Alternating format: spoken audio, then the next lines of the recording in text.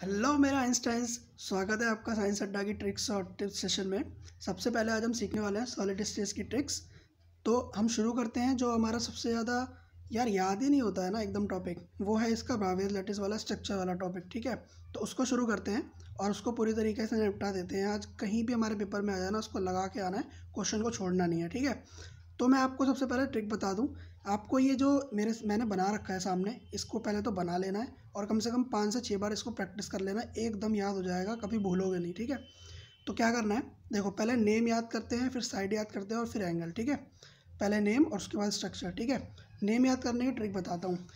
मैंने जैसे एक सीरीज़ बना रखी है, क्यूबिक, टेट्रागोनल, रोम्बिक के बाद orthorhombic, monoclinic, triclinic, hexagonal, rhombohedral, trigonal. ठीक है, अब देखो जो नाम है उसको याद करने की ट्रिक बता रहा हूँ। City rhomb, monoclinic, triclinic, hexa, rhombo. City Rome ने क्या करा, हमारा सिटी रोम जो हमारा है उसने हमारी एक पहली लाइन कवर कर ली। कौन सी वाली? ये वाली, जिसमें क्यूबिक, टेट्रागोनल, सी टी रोम्ब, रोम्ब से रोम्बिक, ऑर्थोरोम्बिक। ठीक है, उसके बाद मोनोक्लिनिक, ट्राइक्लिनिक यहाँ लिखो, एक यहाँ लिखो, ख़त्म हो गया ये भी। चलो जी, उसके बाद आ गया हेक्सागोनल यहाँ लिखो। उसके बाद रोम्बोहेड्रल देखो अलग सा ही नाम लग रहा है ना, रोम्बोहेड्रल के बगल में ट्राइगोनल लिख दो। ठीक है, इतना हो गया। ये तो नाम का चक्कर हो गया कि भाई नाम मेरे को सातों याद हो गए, नाम में कभी मेरे को दिक्कत नहीं आने वाली। ठीक है, अब क्या करूँगा मैं अगला, अब मैं याद करूँगा सिमेट्रिकल और सबसे असिमेट्रिकल स्ट्रक्चर को, क्योंकि डायरेक्ट क्वेश्चन कभी कभी एग्जाम में ये भी पूछा गया है कि सबसे सिमेट्रिकल कौन है और सबसे असिमेट्रिकल ब्रावेज लैटिस का कौन सा स्ट्रक्चर है, ये बताओ। सबसे आसान तरीका मैं बता रहा हूँ, सिमेट्रिकल और अनसिमेट्रिकल को एकदम अपोजिट याद करा दूंगा। ध्यान से सुनो। क्यूबिक है, A equals to B equals to C, alpha beta gamma equals to 90।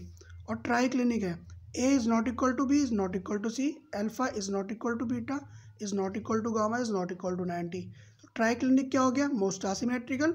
और क्यूबिक क्या हो गया? Most symmetrical. तो ये दोनों मैंने देखो एकदम अपोजिट करके यहीं पर लिख दिया है ताकि तुम्हें ज़्यादा समझ में आए। उसके बाद क्या करो, क्यूबिक से टेट्रागोनल जाओ, एक साइड चेंज कर दो, लो जी एक साइड चेंज हो गई, बाकी सब सेम। उसके बाद नीचे आओ रोम्बिक पे, 2 साइड चेंज कर दो, बाकी सब सेम। ये वाली रो कंप्लीट, 3 ऐसे याद हो गए। उसके बाद यहाँ से आओ मोनोक्लिनिक की तरफ, एक एंगल को बस चेंज कर दो, बाकी सब सेम है। कौन सा एंगल चेंज किया? बीटा को भाई 90 के इक्वल नहीं करा, बाकी सब सेम है।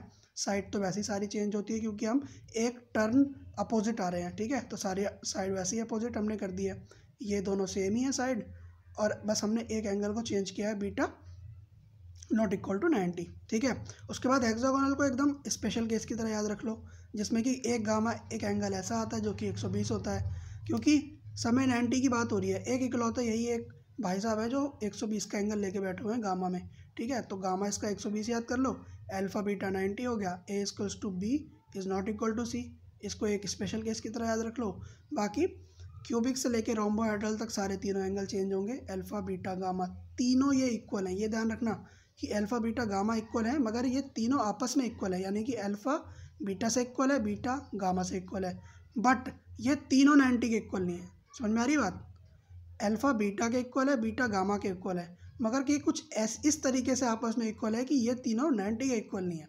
समझ में आया इस बात को? और बाकी जो हमारी साइड है वो इसमें भी सेम है, इसमें भी सेम है, बस तीनों एंगल हमारे 90 के इक्वल नहीं रहे। ठीक है, तो ये हमारी पूरी ट्रिक है, ये नाम की ट्रिक हो गई। और मैंने जैसे आपको एंगल और साइड बताए हैं वो भी एकदम वैसे याद कर लेना। देखो एक बार में बिल्कुल याद नहीं होने वाला, ये कम से कम 5 से 6 बार लिख कर देखो, इसको बार बार रिपीट करोगे दिन में 2 बार तो आराम से याद हो जाएगा। ये उस टेबल को याद करने से अच्छा है यार जो एनसीईआरटी में दे रखी है। ठीक है, सो इस ट्रिक से याद करो। होप कि आपको समझ में आया होगा और सारी चीज़ें क्लियर हो गई होगी।